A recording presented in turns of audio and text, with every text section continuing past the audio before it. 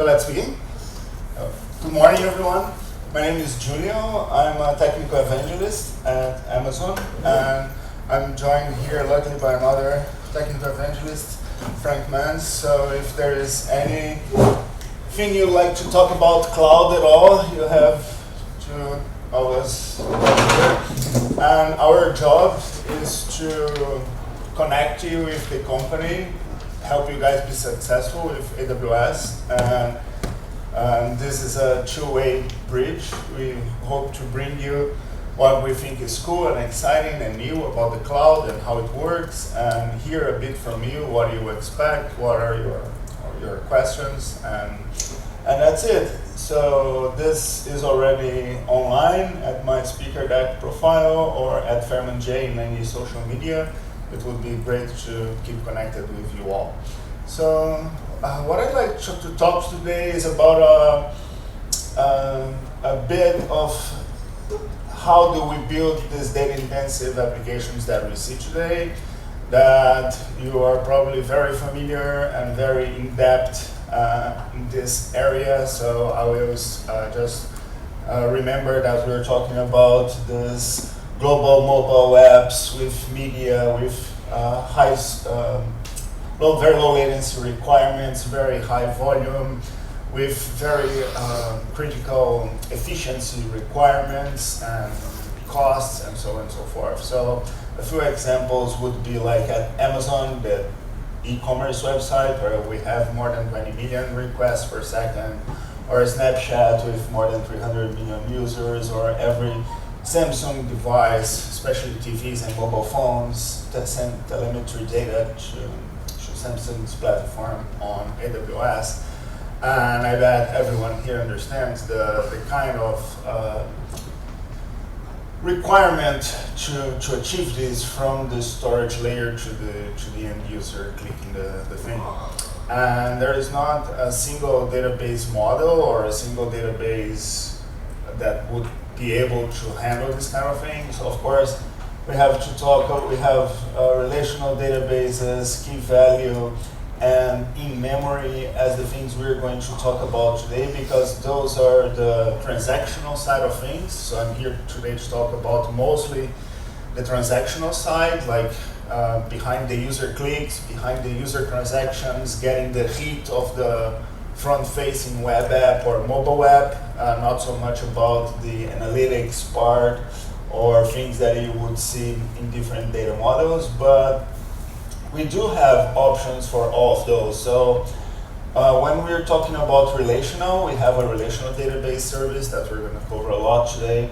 When we're talking about NoSQL, we have a very comprehensive option called DynamoDB that's based on a key value store, but much beyond that today, and Elastic Cache for in-memory caches. But for documents, we have DocumentDB, which is totally compatible with Mongo, and Neptune as a graph engine, and compatible with both Tinkerpot and Gremlin models, with both RDF and Sparkle queries and things like this.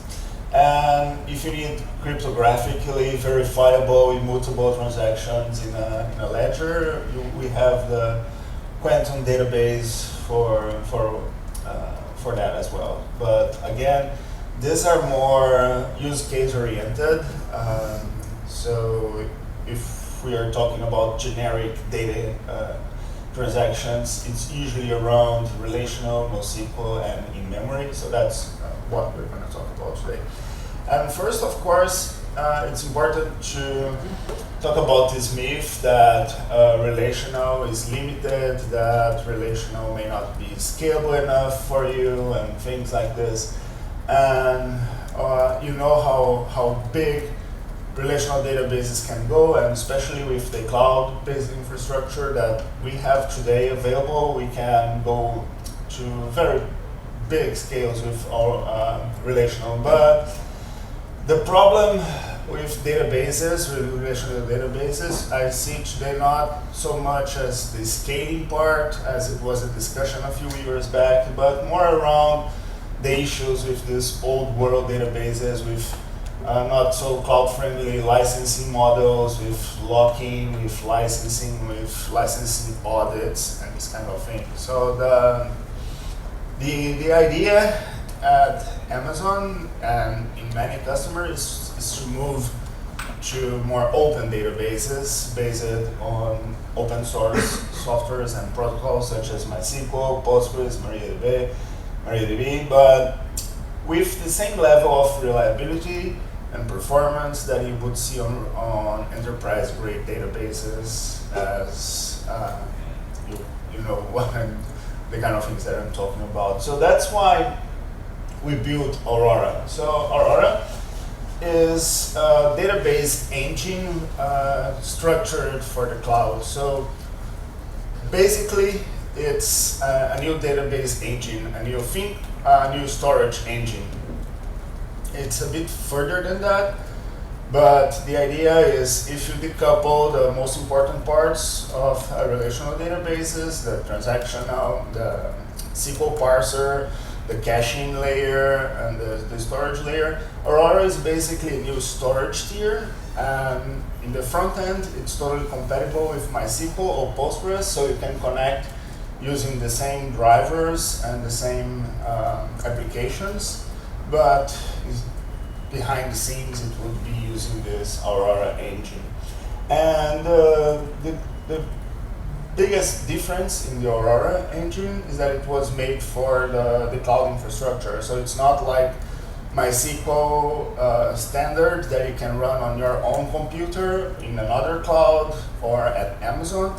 Aurora is designed from the ground up to run on Amazon infrastructure with Amazon's design.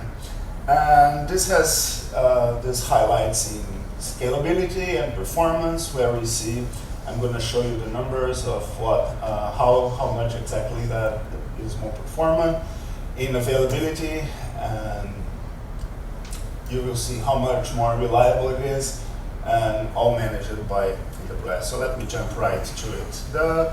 The first thing is there is not a lot of magic in Aurora, but there is one very small part of magic, this thing called the shared storage volume here. So this is the part that makes the Aurora system works for most part. But first, let me clear out some AWS terminology.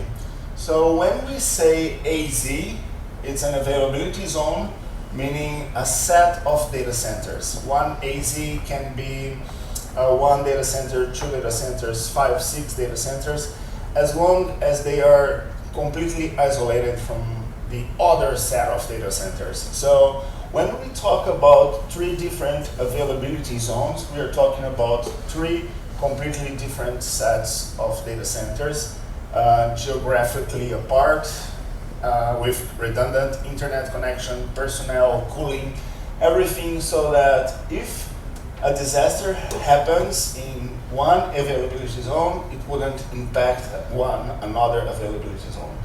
And everything here is inside a single region. So inside, for example, the Frankfurt region, you have 3 AZs. Inside the Ireland region, you have more others AZs. And some regions have 3 AZs, some regions have up to 6 AZs. It's a bit region dependent. But the important part for Aurora is that automatically your data is stored on this shared storage volume that is across 3 AZs. And think of this like a EBS or a shared block, regular shared block storage. If you have like hardware protocols such as InfiniBand or even SCSI, it's not so new and wonderful to be able to plug a storage volume into machines, but on the cloud it kind of is, because this is a network storage volume. So the magic behind Aurora is much more about being able to share a storage layer across availability zones. But The thing is that between availability zones across one AC and another, those links are managed by Amazon with less than a single millisecond of latency. So it's possible to do things like synchronous replication and so on and so forth without impacting the overall database performance. So the idea is that we have a very similar SQL transaction and caching tiers. A small difference is that the caching process is separated from the SQL parsing and transaction processing, just so you can restart the database without having to rewarm the caches. A small optimization, but makes a bit of a difference in this case. And the idea that the log is the database. So in each of those nodes, they won't have the current state of the database snapshotted and replicated. It's only going to read from the logs, and the log writing is controlled by the shared storage volume with 4 out of 6 write quorum. So it's a voting-free protocol. As long as you have 4 writes, it returns the transaction, and easy to scale out because it's just connecting to the shared storage volume with this failure tolerance that we're going to talk about of AZ+1, and with several cool possibilities in terms of features. So let's dive a bit deeper on this. First, about the performance. So this is the sysbench on the regular sysbench with 200,000 rows, and the numbers for Aurora and for MySQL. So it's usually like 5 times more performant on writes, and 3 times perhaps better on reads. And it certainly depends on your app. I mean, it doesn't mean a lot for your application that you can run sysbench better, but if you run it, you're certainly going to see the performance improvements. And as I'm going to explain, this is because Aurora basically does a lot less work than standard MySQL or standard replication usually does. And it's not only that it's faster, it's more consistent. And this is precisely because of log snapshotting. So you know that in MySQL standard, you have 2 transaction logs, basically. You have the bin log for the transaction replication and the transaction log for DynamoDB replication, for DynamoDB transaction. So you have to keep 2 logs consistent and snapshot them with which may involve going back and forth to the network a couple of times. So you see the actual latency may spike up a bit. And in Aurora, it's just standard I/O to the shared storage volume. So you see the flat line here is Aurora latency, which is significantly less variant. And again, this is just because when you don't replicate transactions in Aurora, so you don't have to take the transaction that is being performed on the master and do a single-threaded binlog apply on the replica over the network. The transaction is written to the shared multi-AZ storage, and just a page catch update to the replicas, and they are instantly able to read the new changes. So it's basically how Aurora read scaling works without pessimistic global locking. So there is not a global lock, or even when writing the transactions, there is not a global lock to the whole database, and that's a significant part of the rewrite of the storage tier that the Aurora team made. So the conflict resolution is optimistic, so there is no global commit coordination, and everything is based on microservices architecture with no single points of failure, and everything operated at scale on your behalf. So this is what makes it all possible. And let me speak about the AC1 failure tolerance, because that's a pretty important difference when comparing to RDS and other database options that we have. So if we had 3 copies, like a primary, secondary, and a third in separate AZs, what happens when one AZ failure? So say you have one full entire data center hit by an earthquake, a zombie attack, or any catastrophic event, then you are left with 2 copies. If you have a second failure, which is unlikely but not impossible in another server, you're left with 1 copy of your data and at risk of losing data. So that's the hard part. When you use Aurora, you automatically write to 2 copies per AZ, so it's automatically 6 copies. So if you lose an entire AZ and 1 plus server, you already have 3 copies. You still have 3 copies, and with 3 copies you can rebuild the cluster when everything comes back online. And that's why 2 out of 3 would not work for this level of redundancy, this level of reliability, and that's why we use 4 out of 6 and replicate data 6 times. And this allows us for some very cool features. In Redshift, we have this parallel processing of queries where you do for analytics and some kind of processing that's beyond the usual transactional processing. And now we can bring that to Aurora as well, because the database storage nodes that are more storage oriented have a lot of CPU idle, so we can use that CPU to aggregate results and actually compute queries right where the data is and return it faster without changing anything in the application side.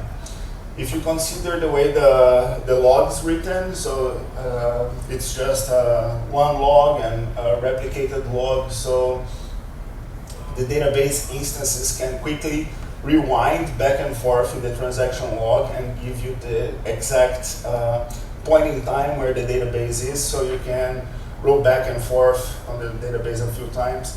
I remember, I have to say, in a project in Brazil, I did an update without a where clause and deleted like 50 million text records or something like this, and could backtrack and avoid a disaster by turning the database back in time with features like this. So it's totally non-destructive. You can go back and forth in time and find the exact point where you need your data to be, and fix a mistake or recover from any kind of operation, or just audit how the data was beforehand.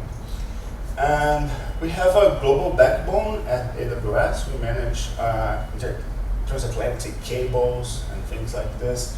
So you can have read replicas across the world for disaster recovery and instantly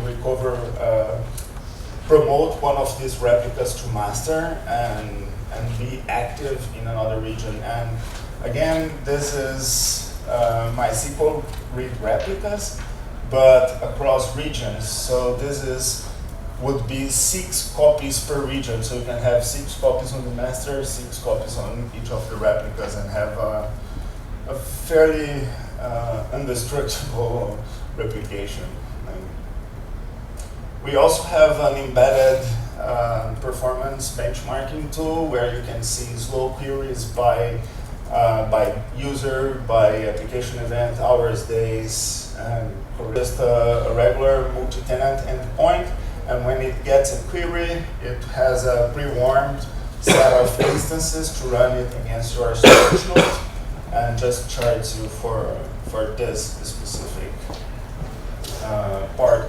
And if you remember the caching part, I mentioned that the caching process is separated from the database process because of this, mostly. Because if you change instance sizes, and maybe to reboot the database instance, we can reboot the database process without reboot the caching process and keep the buffer pools warm, and so your applications will not even see a performance degradation at all if you change instance types. And you can even query this by HTTP, so I'm not saying that it's a great idea to make client-server applications in JavaScript like it was the 90s again, but it can certainly help to connect and integrate some use cases. So before we dive into NoSQL, let me show you on the Aurora console how that actually looks like.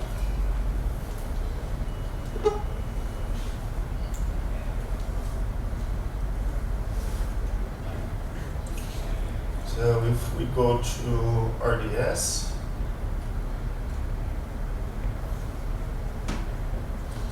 by the way, this is the web console. You can do everything by the command line or the application libraries. I'm just showing it on the console, which is a bit easier. When I create a database, it will ask if I want the easy mode or the standard settings. Let's go with standard. I can select Aurora or the other supported database engines. If I select Aurora, I have to select between MySQL or Postgres compatibility, and again, it's the same protocol. You can connect with the same drivers and applications. The specific versions of MySQL and Postgres that we have available. And here, the choice between regional and global replication. So if it's regional, we're talking about replication 6 ways inside the same region, such as the US, for example. If we're talking global, we can have the database, the main database in the US, and replications in Europe, in Japan, wherever needed, with the following settings. So you can have one writer and multiple readers with parallel query, and serverless. So this is one of the coolest features. So the idea is if you select one reader and multiple writers, you can go to the instance size and select if you want a big machine or a small machine. So here the cost is proportional to the machines you select. So here, for example, I can pick from 2 CPUs up to like 48 CPUs or even more. If we select the serverless account, then we don't pay for instance size. We just pay per request. So let's take a look at the AWS Amazon.com RDS pricing page. And so for Aurora,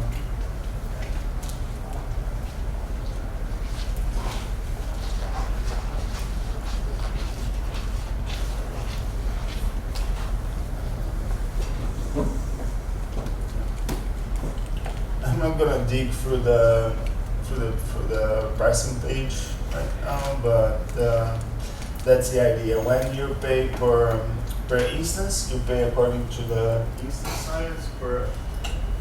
The price here is listed per hour, but you only pay per second that you use. So if you want to run a report that's gonna run for 5 minutes, you can launch a replica and wait for the database return and just go back. Or if you want just to scale, you can go to the serverless and just be on with the database. And then the standard database settings, minimum memory, maximum memory, database connectivity, backup windows, backup options, the same things that you would expect, including the security features. So for example, we have a key management system called KMS, which you can just plug here and have the database encrypted automatically, our credentials rotated, all the security features that we have. So this would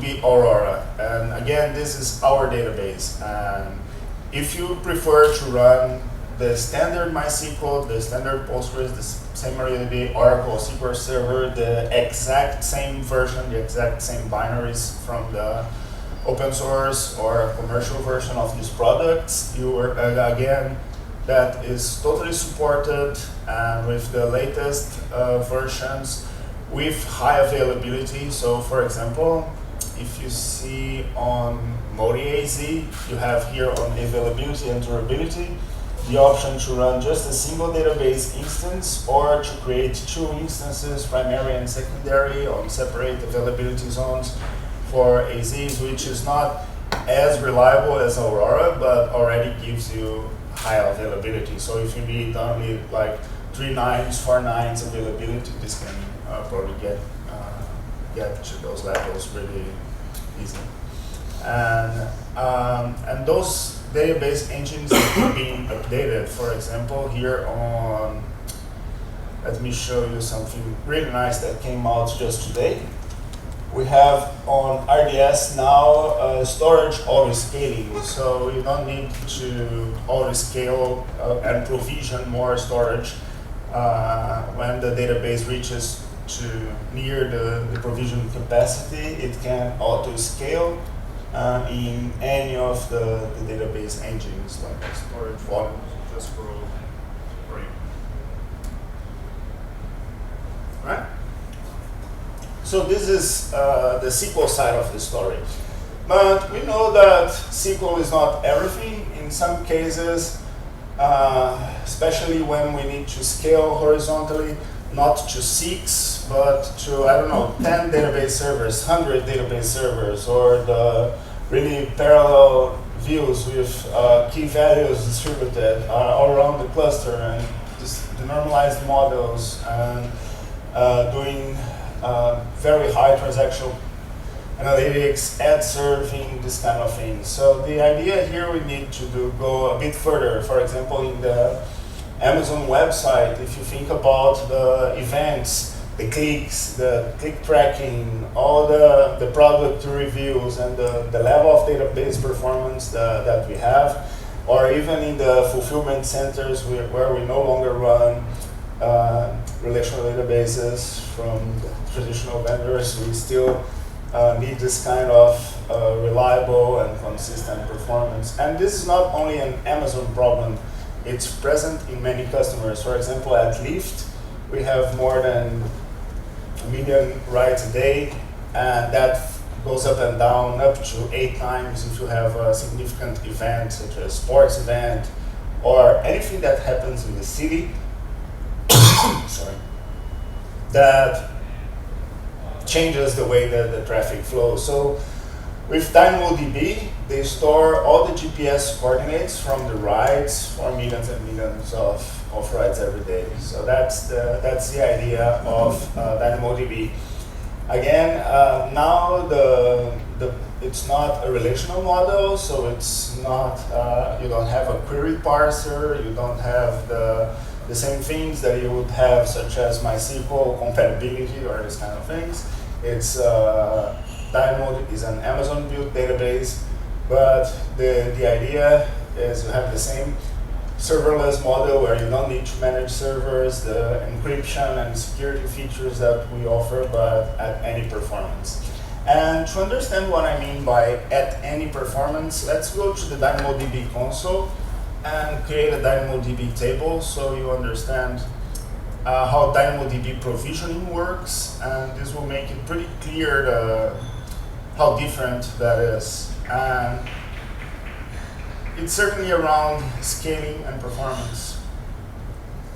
So when you create a DynamoDB table, let's call it events with a key of ID, and not the default settings, but let me choose the settings. And here you have 2 capacity modes, on demand or provisioned. So let's choose on demand.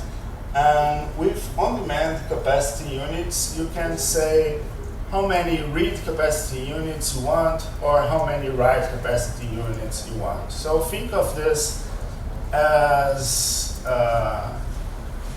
reads per second and writes per second.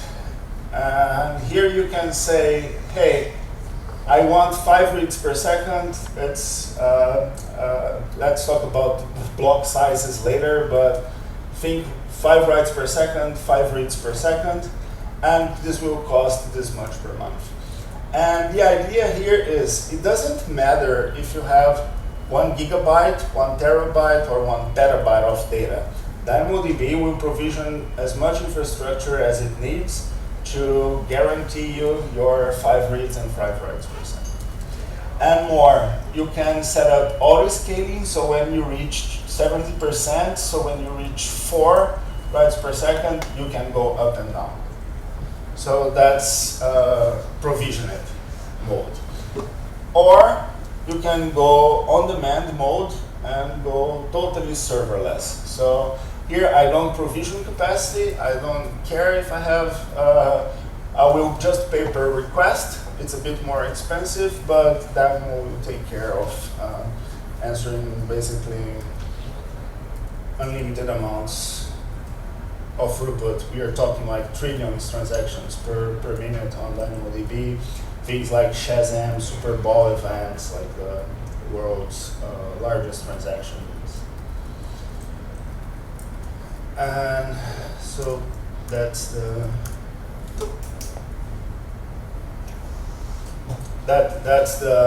idea that I said.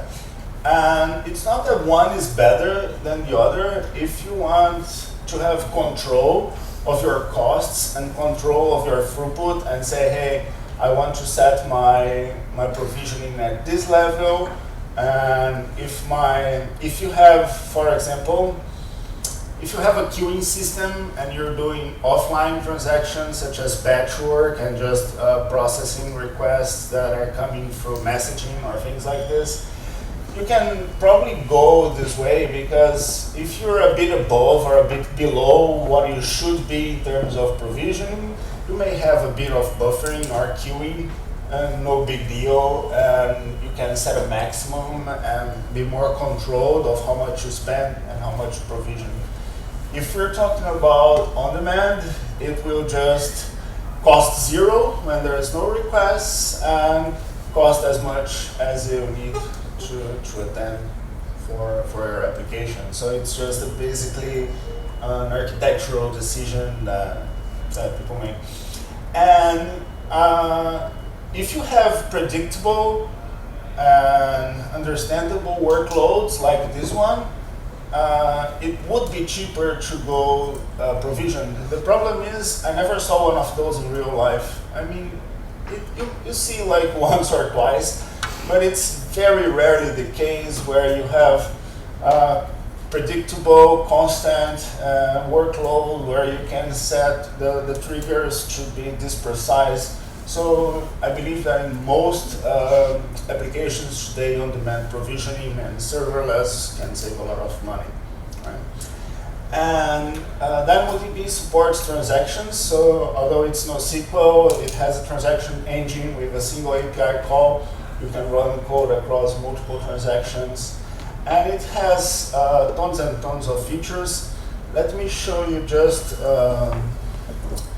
one nice feature that DynamoDB has is this thing called streams. So if you enable streams, it can notify your application when the things change, and it can send the keys only, the new data, the old data, or both the new and old data, and I'll enable it to ship the new and old data. And with this, you can do one very nice thing called triggers. So triggers enables you to add a function, a new function or existing Lambda function, just so you can react in your application code as you would have with a regular database trigger, but at DynamoDB scale. And what's one thing that people usually do with triggers? Copy data around. And if that's the only thing you want to do, copy data to other places. This is already supported in this natively in this feature called global tables. So I don't know how many of you already had to set up a global database for applications, and this usually takes a lot more work here. You can see that I am in North Virginia as a region. We will add another region. So this is not availability zones. This is across the world. So let's say literally across the world to Tokyo. And I'm creating it will snapshot my table, set up the identical table with the same settings in Japan, and right now it is creating. In a very short time, it is active. So I'll create an item, ID1. It's an NoSQL database, so I don't have a schema. I can add any kind of data and save. And by the time we go to Tokyo, of course, the HTTP, Wi-Fi, and everything we're going on will be much slower than the DynamoDB replication, but we can see we are now in Tokyo, and oops.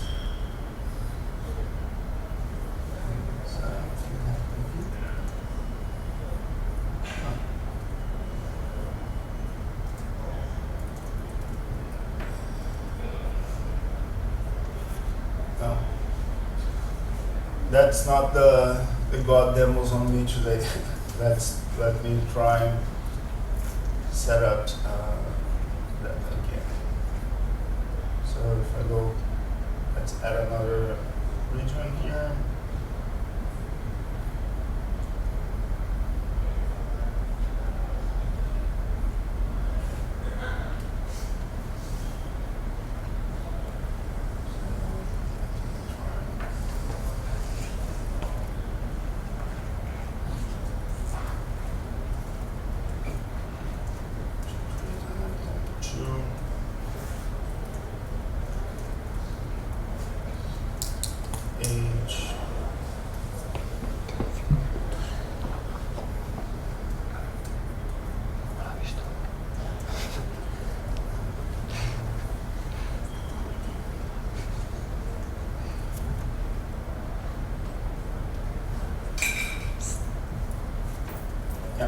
So we have it took a bit to enable, but you have the replication of both the columns, the replication uptime, and everything working, right? So this is like in, I don't know, less than 5 minutes, global, instant, less than a millisecond replication across the world with DynamoDB. So it's very nice tool to have.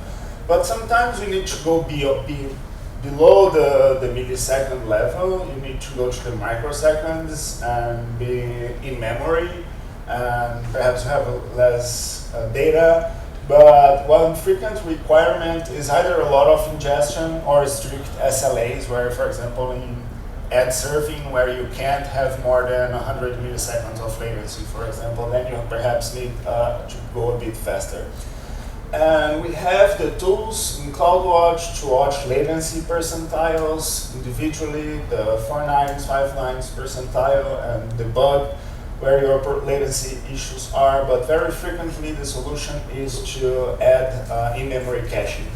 So at Elastic Cache, we have in-memory caching in Memcached or Redis as engines, similar to the way we have multiple engines as in databases, as a managed service, highly scalable, redundant, more easy, and so on and so forth. And supporting the new features of Redis, such as streams, and again the latest versions of Memcached, And I'm not going to be in detail about Redis, but you know it's very popular. It's very fast in-memory data structure servers. It has much more than caches. You can use just for hash maps and caches, but it has lists, streams, hyperlog logs, and all sorts of features, atomic replication, ACID transactions, backup and restore, distributed computing, and so on.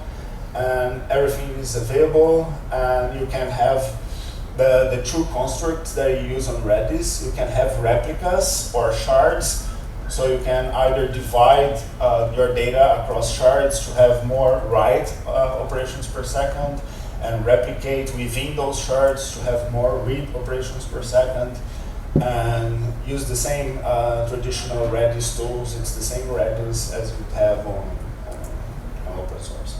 Right? But the thing is, there's a special case for DynamoDB. If the only thing you're using Redis or caches for is to reduce DynamoDB consumption, DynamoDB has an embedded cache called DAX, the DynamoDB accelerator, with the same API. So you can spin up a cache instance that will be an in-memory cache in front of your database, so you can have this microsecond latencies and without rewriting any of the application code or integrating with Redis or Memcached, which can save you a bunch of time. So we have this on very cool customers such as GE, Predix, this kind of General Electric's platforms. In just like one turbine in a Boeing, it generates 1 terabyte per day of data, and they have like real-time prediction and maintenance on those aircraft with this kind of platform. At Expedia, we have a similar scale, huge cost reductions with Elastic Cache. I'm just rushing a bit for this because I want to talk about migrations. We have the time stream coming up for time databases, so if you're time-oriented, we are going to have a service for that pretty soon. But we need to talk about getting data into AWS, so I thought it was important to say that we have a service called DataSync to copy files and manage data copies from your database or your on-premises file systems to S3 or to Elastic File Service, our NFS service. We can have service migration service to migrate virtual images from VMware for other virtualization engines through AWS. And for the specific case of databases, we have this database migration service to sync transactions asynchronously between your database and your own cloud database or back and forth, and test applications on both sides until you're ready to swap. And this is automatically managed, and you can easily migrate. Sometimes you don't have enough bandwidth, or network constraints may be prohibited to do it over the internet. You know probably that you can't get more throughput than a van full of tapes. So this is our van full of tapes. You can just request an AWS Snowball or a Snowball Edge, and it comes with 40 terabytes or 80 terabyte models. Plug in your rack, download your data. You can even run pre-processing on it and ship back to AWS by UPS. And if this is not enough, we have a bigger box for that. And I find it very interesting, the scale that this things get. So this is Snowmobile. It's 18-wheeler truck for 100 petabytes of data migration directly to AWS. If you and so basically in 1 week you can get one of those to your data center, migrate everything, and be migrated in a couple of weeks, what would take perhaps 6 months or more of data copying around. So that's it. We have purpose-built application databases for every kind of database workload. And And the idea is that we can take everything that doesn't differentiate you from your competitors, such as replications, and let you work on the things that makes the most difference for your customers. And all the support to help you migrate. And on the AWS Technical Evangelists page, you can find my contact details, Frank's contact details, and all of our teams. I'm on LinkedIn, Twitter, and it would be great to keep on this conversation with you guys. Thank you very much.